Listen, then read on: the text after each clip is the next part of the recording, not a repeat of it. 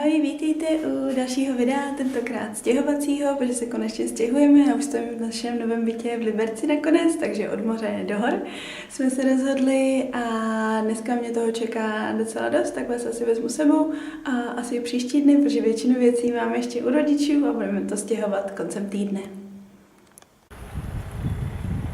A tady teď bydlíme, kousek pod Ještědem, teda zatím jenom já, jsem ještě ve Francii, ale snad brzo přijede.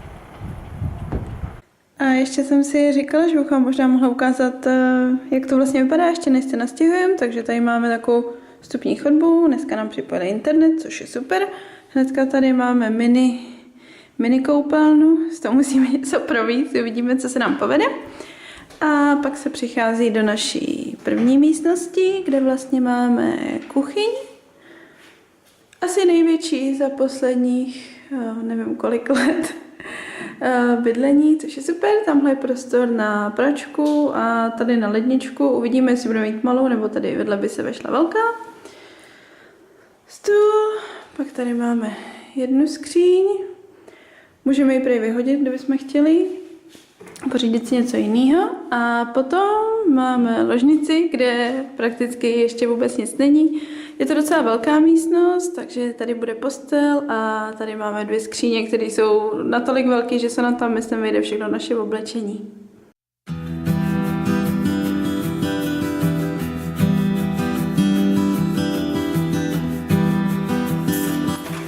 Tak ahoj, Žorčíku, ahoj. Jo, skákat. Tak já konečně bydlím, mám nastěhovaný prakticky všechny věci, je to docela hodně. Nevím, jestli se dá ještě pořád mluvit o tom, že budeme žít minimalisticky, uvidíme, až to všechno zandám. A tenhle víkend vlastně budu trošku uklízet, přebírat věci, dávat je na nějaké místo, hledat jim vlastně místo, kam budou patřit.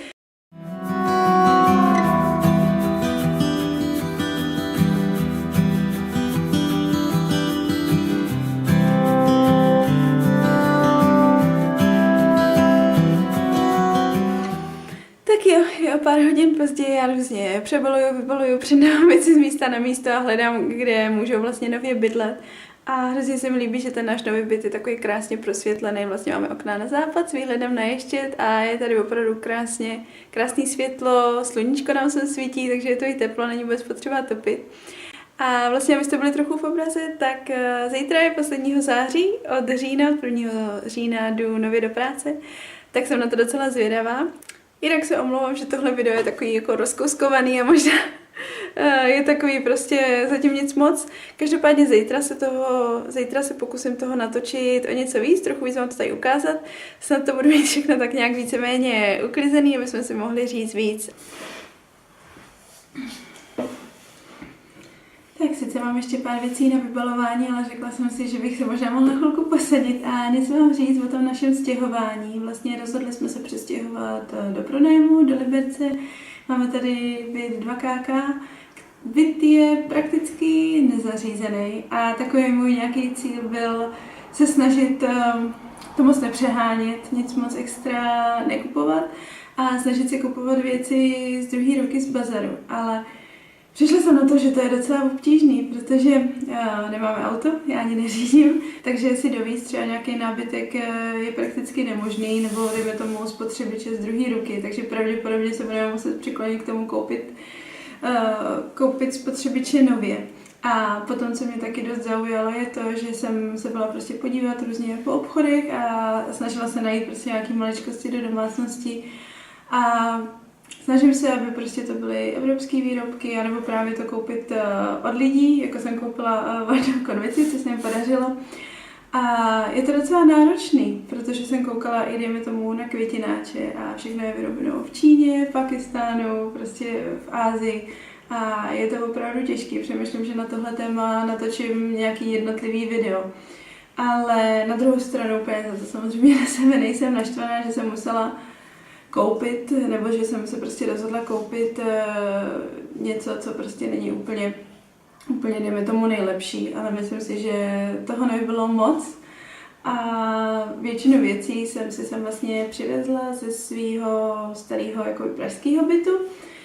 Uvidíme, co bude potřeba dokoupit, ale v tuhletu chvíli můžu docela žít a dneska mě vlastně čeká poslední den volna, než půjdu zítra do práce, ještě nějaké věci musím zařídit, snad se mi konečně povede i něco víc natočit, něco víc vám ukázat a snad se to potom zase rozjede s videí, protože teď jsem toho moc nenatáčela, ale tak to prostě je, když je v životě nějaká životní změna.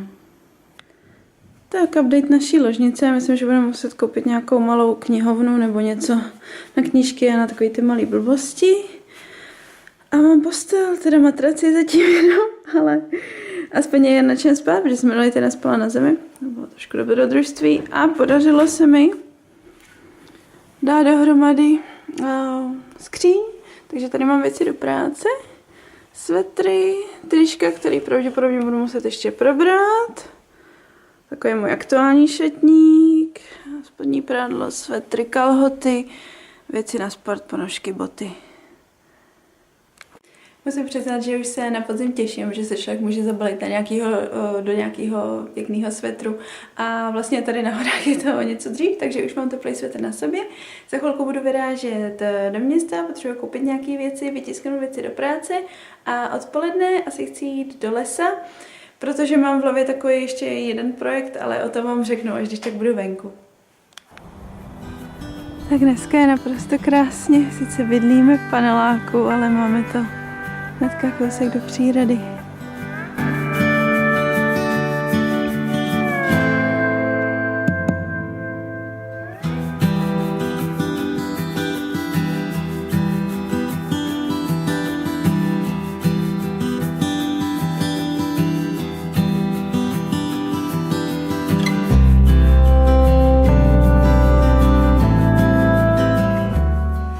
Zpátky doma, nakoupila jsem nějaké věci a chystám se dělat polívku, ale chci se dostat k tomu, že jsem vlastně včera a předevčírem viděla na YouTube, že se dá vlastně ze zbytků zeleniny vypěstovat ta zelenina znova. Takže jsem koupila jarní cibulku, kterou bych stejně potřebovala a zkusím si ji doma vypěstovat vlastně z těch konců, tak jsem zvědavá, jak se mi to povede. A ukazovali tam, že se dá takhle vlastně vypěstovat třeba i řapíkatý celer, mrkev, česnek a další zelenina. Je to hrozně zajímavý, takže to je takový můj asi projekt, kde já se chci pustit a vlastně já chci i tady trošku oživit ten náš byt, protože jsme byli zvyklí bydlet prakticky skoro venku, nebo jsme prostě měli velkou zahradu a teď jsme v bytě v paneláku, takže to určitě bude chtít trošičku víc zeleně a přijde mi super takhle využít vlastně zbytky, které by se stejně jinak vyhodily a zkusit z nich něco vypěstovat. Tak je odpoledne, já se chystám jít teďkon ven, protože vlastně další věc, co chci udělat, je to, já jsem vlastně koukala, jak se dá vytvořit květinák z něčeho, co se dá zrecyklovat a vybrala jsem si sklenice, do kterých je dobrý dát vlastně na spodní část kamínky, kdyby se náhodou ta rostlina přelila. Takže se chci podívat do lesa, nasbírat nějaký kamínky a pak mě čeká přesazování 2 sukulentů, co jsem si koupila minulý týden.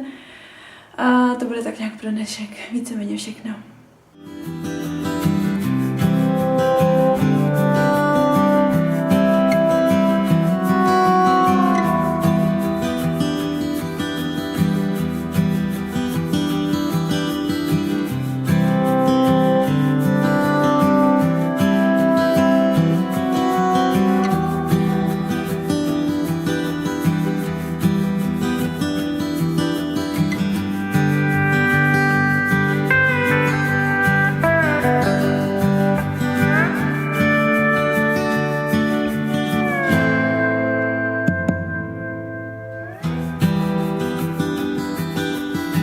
Tak vystoupila jsem nakonec asi do půlku ještě jdu, mám výhled na Liberec, já už nepůjdu, rozhodla jsem se, že poprvé půjdeme na ještě se samem, takže jsme taková malá procházka dneska.